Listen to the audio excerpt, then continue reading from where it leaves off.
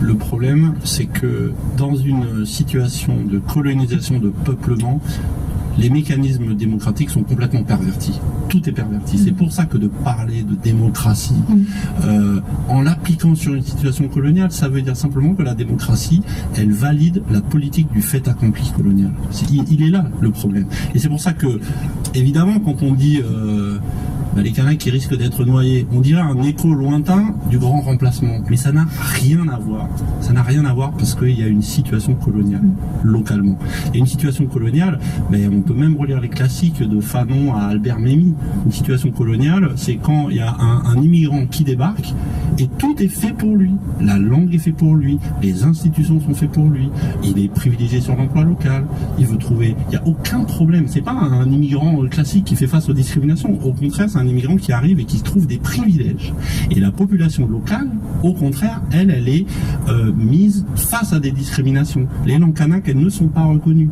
Les patronymes kanak, ça n'aide pas à avoir un logement, etc., etc. Vous voyez ? Vous semblez décrire quand même un système ségrégationniste.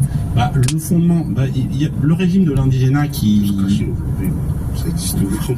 Voilà, jusqu'en 46, les Kanaks n'avaient pas le droit de sortir des réserves dans lesquelles ils avaient été parqués au fil de la colonisation. C'est le seul territoire de l'Empire français où il y a eu des réserves.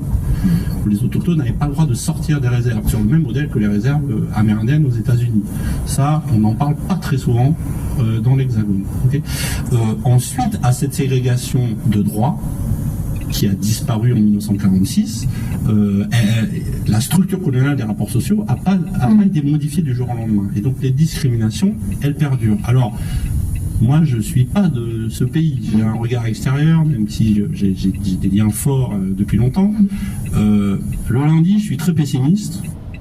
Vous comprenez pourquoi ils rachètent nos terres en Guadeloupe, en Martinique, en Guyane, à La Réunion, et qu'ils vous parquent dans des ghettos. D'accord?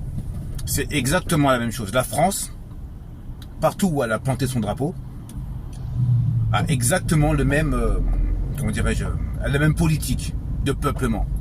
Ok? On dit en Afrique, le chien ne change jamais sa façon de s'asseoir. La France, l'État français, d'accord? Tous ces petits colons qui viennent habiter chez nous, ont un seul logiciel, c'est celui-là. Ce qui se passe en Nouvelle-Calédonie, c'est ce qui se passe en Guadeloupe, en Martinique, en Guyane, à La Réunion, en Polynésie, partout. Voilà. Il disait là dans la vidéo que 90% en fait de la population carcérale en Nouvelle-Calédonie, c'était les Kanaks. On peut regarder ce qui se passe en Guadeloupe. On peut regarder ce qui se passe en Martinique, en Guyane et à La Réunion, et on peut l'étendre. Voilà, à Tahiti ou en Polynésie, c'est pareil, exactement. Voilà. On a une jeunesse qui voit, qui voit que demain n'aura pas d'avenir, que malgré les efforts que nous, là, les aînés, fournissons pour passer des diplômes et tout le reste, vous l'avez entendu, hein, vous l'avez entendu.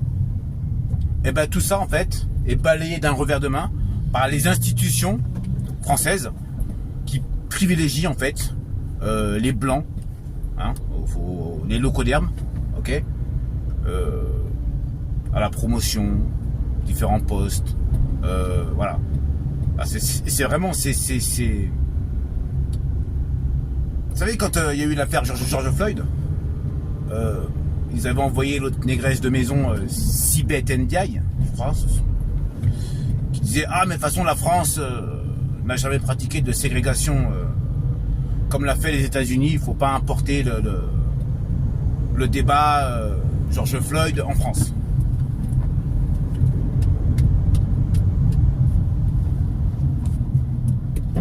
Ah bon? La France est le pays le plus raciste au monde. Je le dis, hein, j'assume. Hein, je suis guadeloupéen, je sais de quoi je vous parle.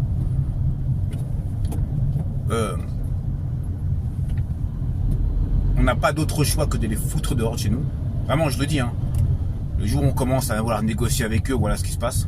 Ils ne respectent même pas les accords que eux-mêmes signent. C'est catastrophique. Hein. C'est-à-dire que ces gens-là prennent des engagements et ne les respectent pas. Ils les piétinent, ils se torchent le cul avec, leur petit cul blanc, d'accord, et ils nous renvoient ça à la figure. Vraiment, moi, je suis pas pour l'autonomie, je suis vraiment pour l'indépendance. Alors vous allez me dire, ouais, mais toi tu parles, t'es ici en France. Pourquoi je suis ici en France? Parce qu'ils m'ont poussé à partir. Voilà. C'est ce qu'ils font. Hein. Voilà.